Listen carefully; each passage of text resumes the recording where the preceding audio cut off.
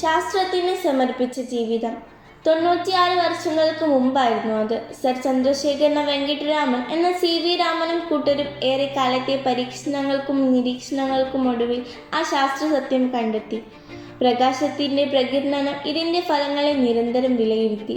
ഒടുവിൽ 1928 ഫെബ്രുവരി 28 ഏകവർണ്ണ രശ്മികൾ സുതാര്യമായ പദാർത്ഥത്തിൽ കടത്തിവിട്ടാൽ ഉണ്ടാകുന്ന പുതിയ രശ്മി കണ്ടെത്തി.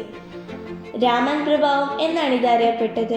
അങ്ങനെ ഫെബ്രുവരി 28 ദേശീയ ശാസ്ത്ര ദിനമായി. 1921 CV രാമൻ നടത്തിയ വിദ്വേഷയാത്ര ചരിത്രത്തിൻ്റെ ഭാഗമായി. ബ്രിട്ടീഷ് സാമ്രാജ്യത്തിന് കീഴിലുള്ള യൂണിവേഴ്സിറ്റികളിലെ വലിയൊരു ശാസ്ത്ര കോൺഗ്രസ് ലണ്ടനിൽ ചേർന്നു. കൊൽക്കത്ത യൂണിവേഴ്സിറ്റിയുടെ പ്രതിനിധിയായി രാമൻ പങ്കെടുത്തു. അവിടെ രാമൻ നടത്തിയ ഉജ്ജ്വല പ്രസംഗം ഒരുപാട് നല്ല ശാസ്ത്രജ്ഞരെ സുഹൃത്തുക്കളായി കിട്ടാൻ കാരണമായി. ഇലക്ട്രോണിനെ കണ്ടെത്തിയ J.J. തോമസൺ, ആറ്റത്തിൻ്റെ ന്യൂക്ലിയസ് കണ്ടെത്തിയ റുദർഫോർഡ് തുടങ്ങിയവർ അതിൽപ്പെട്ടു. തിരിച്ചുള്ള യാത്രയാണ് അദ്ദേഹത്തിൻ്റെ ജീവിതത്തിൽ വഴിത്തിരിവായത്. കപ്പലിലായിരുന്നു യാത്ര. അതും മുകൾ തട്ടിൽ ഇരുന്നും കിടന്നും കടൽ എന്ന മഹാത്ഭുതത്തെ ആവോളം ആസ്വദിച്ചു. മുകളിലുള്ള ആകാശത്തിനും താഴെയുള്ള കടലിനും നീലിമ. കടലിൻ്റെ നീലിമ എങ്ങനെ കൈവരുന്നു? രാമൻ നിരന്തരം ചിന്തിച്ചു. പരീക്ഷണങ്ങളിൽ മുഴുകി. ഒടുവിൽ ആ ശാസ്ത്രസത്യം കണ്ടെത്തി.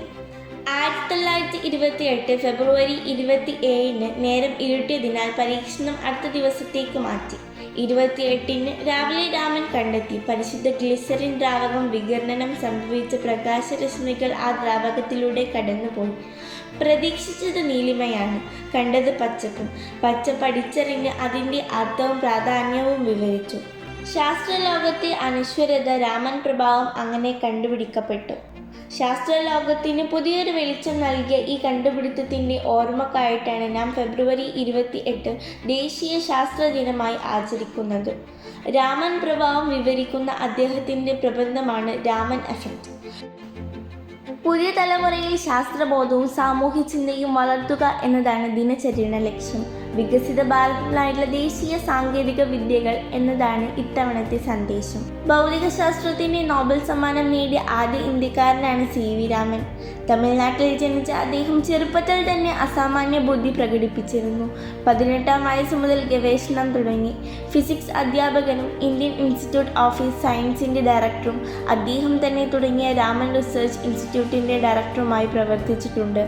1970 അന്തരിച്ച CV രാമൻ അദ്ദേഹത്തിൻ്റെ തന്നെ ഇൻസ്റ്റിറ്റ്യൂട്ടിൽ സംസ്കരിച്ചു.